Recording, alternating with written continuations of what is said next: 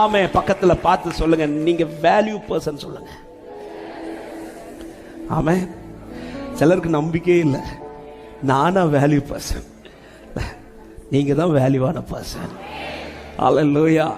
ஏன் சத்துரு உங்கள்கிட்ட ரொம்ப போராடுறோம் தெரியுமா? நீங்க தான் வேல்யூவான பர்சன். ஆமே. உங்க குடும்பத்தில் உங்க சொந்தத்தின் நடுவில் நீங்க தான் பிரஷியஸ் ஆன வேல்யூவான பர்சன் சொல்றவங்க. அல்லேலூயா. ஆண்டவர் ஏன் உங்களை கூடாரத்துக்குள்ளே மறைச்சு மறைச்சு வைக்கிறார் தெரியுமா? நீங்க வீட்டில் எதை ரொம்ப மறைச்சு வைப்பீங்க? என்னது? எதை மறைச்சு வைப்பீங்க?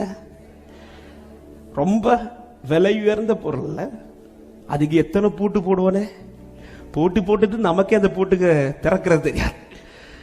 ஆண்டவர் ஏன் இன்னும் இப்படி மறைச்சு மறைச்சு வைக்கிறார்னா, அவர் பார்வைக்கு நீ வேல்யூவான பர்சன். சத்துரு கை வைக்க விட மாட்டார். உன் பிற்காலத்திலே மகிமை வெளிப்படும் என்று நம்புறவங்க. ஹல்லேலூயா. ஆமென். இப்படி ஈனப்படுத்தப்பட்ட இந்த மோசேயின் வாழ்க்கையில ஒரு நாள் மோசே வந்து நின்ற போது ஜனம் பார்க்கிறது மோசே அல்ல, மோசேயில் வெளிப்பட்டது மகிமையை.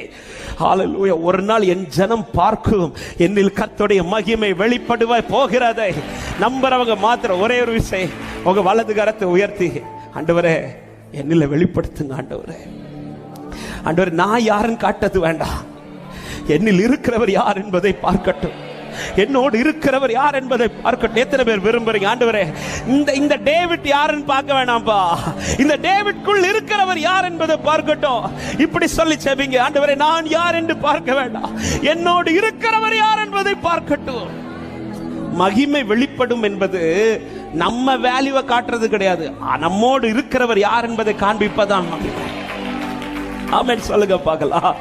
அதுதான் க்ளோரி. என் மூலமாய் அவருடைய நாம மகிமைப்படுவது, அதுதான் மகிமை.